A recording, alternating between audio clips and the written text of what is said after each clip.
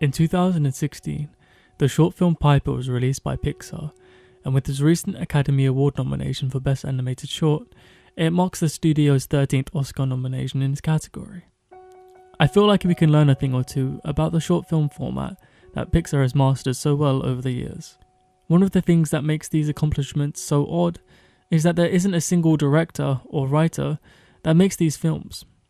No one at Pixar's team has made any more than one short for the company, even if they've had success beforehand in previous short films they've made. In the case of Piper, it was written and directed by Alan Barilaro, previously working in the animation department of some of Pixar's greatest films, A Bug's Life, The Incredibles, and WALL-E, to name a few. This being his directorial debut, it's a wonder how he and so many of his peers have had the fortune to be nominated for their first film.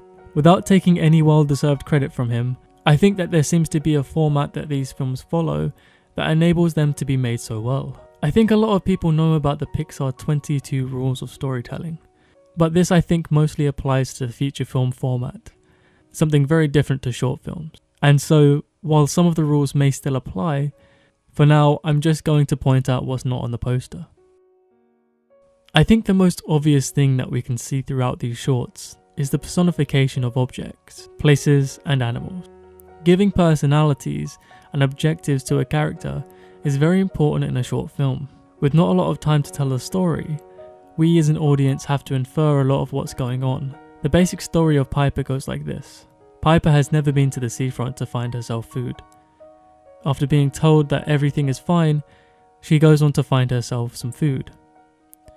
She fails to find food and is swept up by the ocean, leaving Piper afraid of failing again.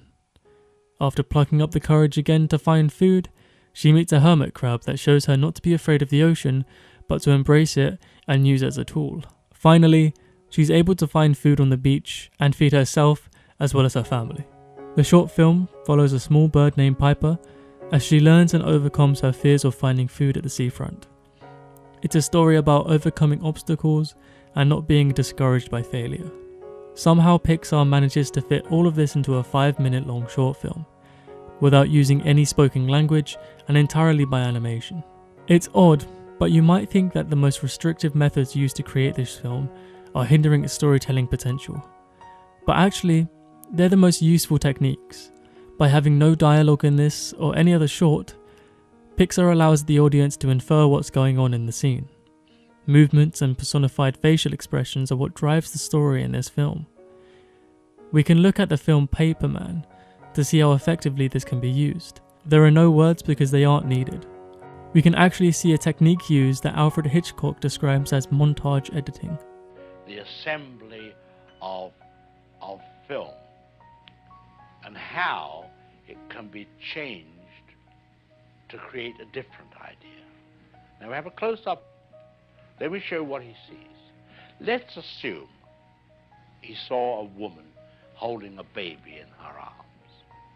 Now we cut back to his reaction to what he sees, and he smiles. Now what is he as a character? He's a kindly man. He's sympathetic. Now, let's take the middle piece of film away, the woman with the child, but leave his two pieces of film as they were. Now we'll put in a piece of film of a girl in a bikini. He looks, girl in a bikini, he smiles. What is he now? The dirty old man. He's no longer the benign gentleman who loves babies. That's the difference. That's what film can do for you. It's what tells us that Piper usually expects her mother to feed her much like a bird usually would for its babies, and that later in the film, Piper is actually really hungry. Along with the music that synchronizes with Piper's emotions, it really accentuates the feeling. They personify these characters to make it so the audience empathize with them just a little bit more. This is one of the main reasons why Pixar does so well at the Oscars. Making their films with such pristine animation allows for even the slightest micro-expressions to be picked up by the audience. If they had chosen to use dialogue in this film, I don't think that they would have worked so well. For simple stories like this, it's unnecessary to explain motive and exposition. When it tells such a basic story, it just makes it redundant to explain what's going on. For this particular film, there is a sense of hyper-reality in the way that it looks like it's being shot with a telephoto lens, much like you would see in a nature documentary. With the continuous pulling of shallow focus, this is extremely noticeable in the aesthetic of the film, adding this sense of realism. Since we know that this is a real story that happens in nature all the time, it leads the film to be a little more endearing than if it were to be done in 2D animation. This film and lots of others by Pixar makes us laugh and cry all the time. By fitting a simple story with even more simple characters, we're led through obstacles to a satisfying conclusion for our characters, all without being confused or made to question what's going on in the film. I'm personally hoping that Piper wins the Oscar, because it's one of the best short films I've seen in a long time. Thank you all so much for watching. If you like this video, then you can check out my previous video on negative space in film. I'd also appreciate if you could leave a rating to let me know what you thought. My name's James Hayes, and thank you for watching.